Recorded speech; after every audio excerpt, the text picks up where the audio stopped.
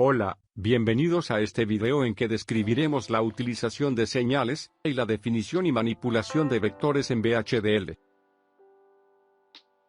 Utilizaremos como ejemplo de definiciones de señales, el código que hemos descrito e implementado en videos anteriores.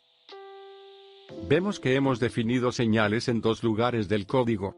El primero en la sección port de la entidad, y el segundo en la parte declarativa de la entidad. Estos son los dos únicos lugares en que se podrán definir señales en un código VHDL. Las señales representan los nodos electrónicos de nuestro diseño digital. Por ejemplo, volvamos al esquemático que hemos descrito. En el esquemático, las señales determinan los nodos de entrada y salida. Entradas o salidas con el mismo nombre de señal, indican que están conectadas entre sí por medio de un conductor eléctrico. Así, la señal A está representada por el nodo A en el esquemático. La señal B está representada por el nodo B en el esquemático. La señal C está representada por el nodo C en el esquemático. La señal Z está representada por el nodo Z en el esquemático. Y la señal I, que está representada por el nodo I en el esquemático. Puesto que estas señales son nodos simples, se declararon con el tipo Standard Logic. Luego, para asignar el mismo nombre a los pines del dispositivo FPGA, se definieron las entradas y salidas de la entidad como vectores. Se definió I9 como un vector de entrada de 8 elementos del tipo Standard Logic. Por último, se definió AutoE como un vector de salida de 16 elementos del tipo Standard Logic. El diseño ya tiene todas sus señales declaradas. En la arquitectura se conectaron las entradas a las señales del diseño. La señal A se conectó al elemento con índice 0 del vector de entrada I9. Cuando la asignación es directa, se puede observar que se realiza mediante un driver. Un driver, a nivel lógico, es una compuerta en la que la salida toma el mismo valor que la entrada. Su representación es similar a la de la compuerta NOT, pero sin el círculo que representa el complemento. De manera similar, la señal B se conectó al elemento con índice 1 del vector de entrada I9. La señal C se conectó al elemento con índice 2 del vector de entrada I9. Las señales de las funciones Z, E, I se conectaron a elementos del vector de señales de salida AutoE. La señal I se conectó al elemento con índice 0 del vector de salida AutoE. Y la señal Z se conectó al elemento con índice 1 del vector de salida AutoE. Podemos observar que todas las señales utilizadas en la descripción deben ser explícitamente declaradas. Además, los dos lugares para la declaración de señales son la sección port de la entidad y la sección declarativa de la arquitectura. Nuevamente, la descripción en un lenguaje de descripción de hardware es similar a la representación esquemática de un diseño digital. Hemos visto en nuestro código que cada señal tiene su tipo asociado. El tipo de una señal define todos los valores que pueden ser asignados a tal señal. El tipo que hemos utilizado es el Standard Logic. El Standard Logic define 9 valores posibles. El valor 0 lógico. El valor 1 lógico. El valor don't care lógico. Este valor es para especificar que, en la síntesis, puede ser asignado tanto el valor lógico 0, como el valor lógico 1 según convenga al momento de la implementación. El valor Z es para especificar el estado de alta impedancia. Este valor solo puede ser utilizado en señales que están asignadas a pines físicos del dispositivo FPGA.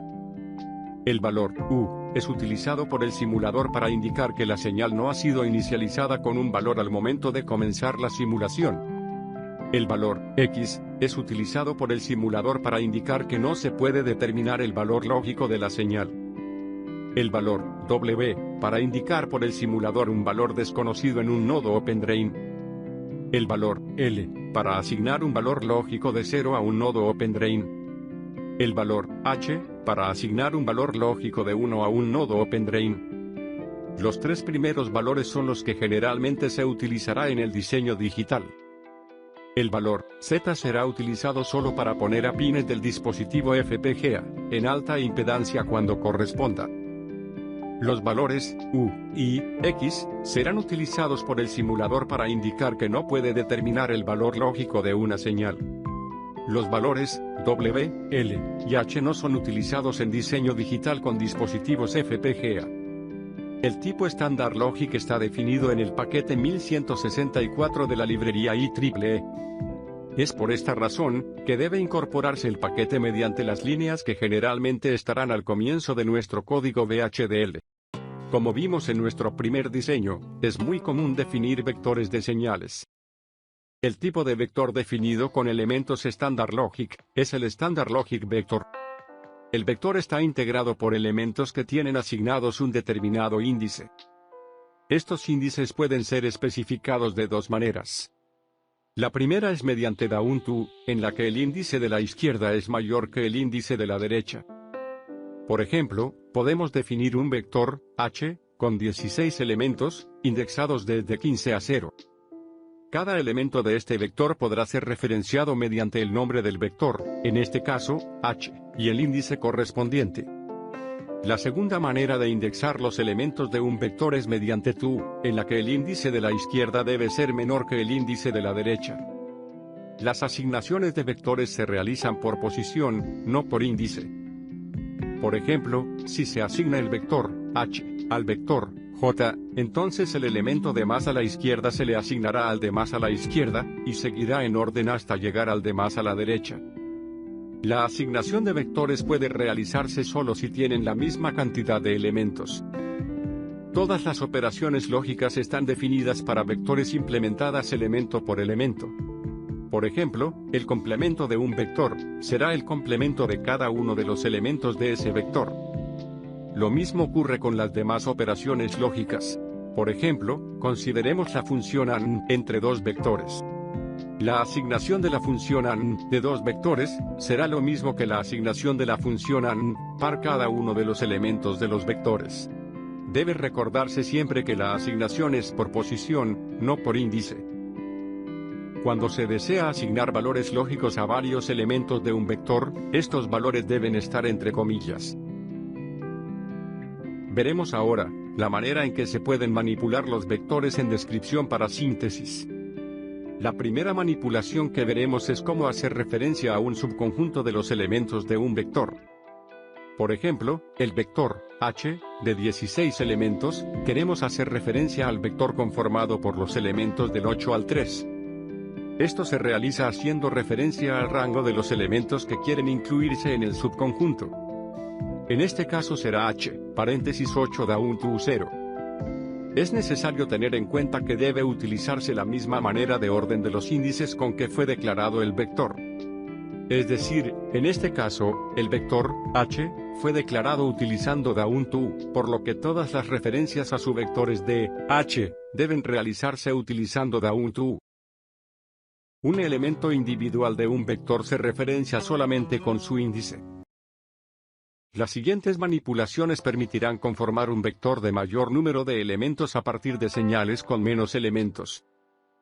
La primera que veremos es la concatenación. La concatenación se realiza aplicando el operador y va conformando un vector de mayor número de elementos conforme el orden en que se vayan concatenando. Por ejemplo, la siguiente asignación sobre el subvector conformado por los elementos del vector H, desde el índice 14 al índice 8, estará realizada por los elementos del vector I, concatenada a la señal L y nuevamente concatenada a la señal L. Es importante que la cantidad de elementos en una concatenación coincida con la cantidad de elementos en el vector asignado. La concatenación se realiza por posición, por lo que es importante el orden en que los elementos son concatenados. La manera alternativa a la concatenación es la agregación. En su forma similar a la concatenación, la agregación por posición se realiza colocando todas las señales que se desean agregar entre paréntesis y separadas por coma. La alternativa a la agregación por posición es la agregación por nombre. No entraremos en detalle en este video de esta manera de agregación porque no siempre es soportada por la herramienta de síntesis. Lo que sí veremos, es la agregación por defecto, que es muy utilizada cuando se describe hardware. Esta consiste en la utilización de la cláusula others para indicar todos los elementos del vector referenciados, para la asignación de un valor por defecto. Este valor puede ser 0 o 1. No es soportado, para síntesis, la asignación por defecto de una señal. Así, hemos visto la manera de definir y manipular señales y vectores en VHDL. En el próximo video veremos la asignación de representaciones numéricas a vectores.